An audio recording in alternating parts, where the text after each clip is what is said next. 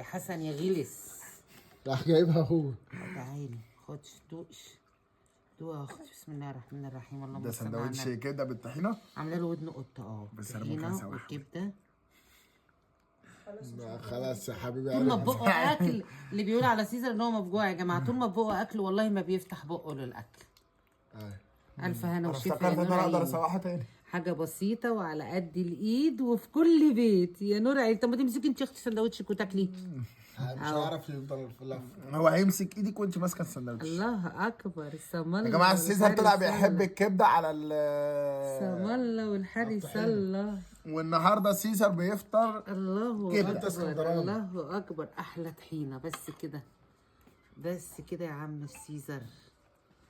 احلى طحينه احلى وتغميسه سندوتش كبده ولقمه احلى تغميسه سيزر. كده، حاجه بالعيش نغمس كده، حاجه بسيطه وفي كل بيت. وكل سنه وانتم طيبين يا حبايب، ورمضان كريم. ومع مطبخ ام سيزر كل يوم جديد يا حبايب قلبي.